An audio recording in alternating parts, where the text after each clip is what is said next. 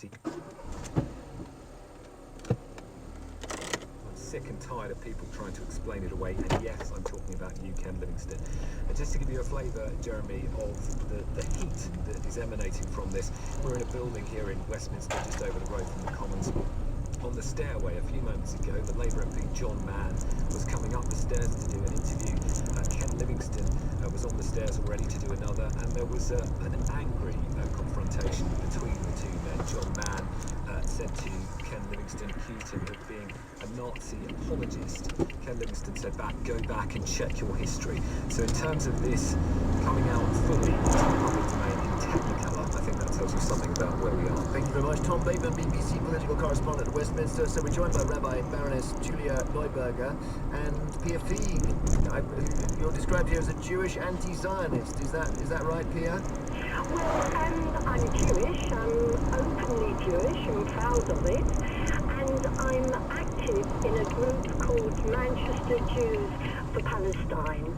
And I've been active in the Palestine Solidarity campaign as a Jew for many years. I've been involved in some public debates, including with an attempt at a debate with the Labour leader of Manchester City Council. Okay, let me just get to Julia Neuberger first. Yes. You think that Labour has a problem with anti-Semitism? I do, and I think that some of it is, if you like, masked as criticism of Israel. And let me just say to Pia, people are absolutely entitled to criticise Israel, as, you know, we can all criticise Israel. I've been known to do it myself. What about but that's the not Facebook the point. post? The Facebook post that says, move it to the USA and you sort the problem out. Well, exactly. And is that not just a criticism of Israel? No, I think it's not a criticism of Israel. It's saying it's legitimate to take the whole population.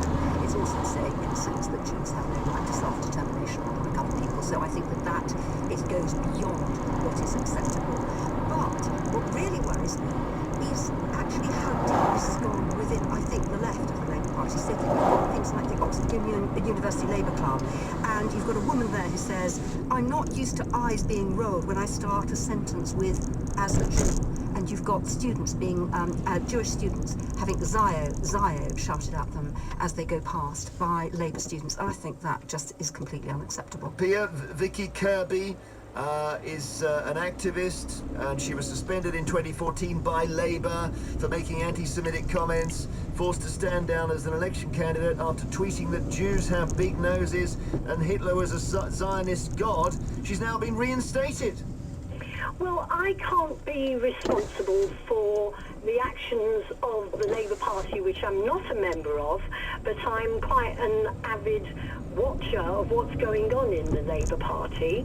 And I think that I'm actually quite amazed at the amount of the level of people feeling so attacked by these rather distorted and ambivalent statements when they're not concerned with the lack of self-determination allowed to Palestinians, with the level of military spending, including by America through the Israeli government, on Can I just say to you, Palestinians and putting them in their place. Pia, Yes. you have the right to any view you hold about Palestinians and Israelis, and we may not share them, but that's not the point. But what is the point is that a Luton councillor was prepared to say that Hitler was the greatest man in history, that, as Jeremy has just said, that, you know, you've had cases of people like Jerry Downing and Vicky Kirby, you know, time to wrestle with the Jewish question,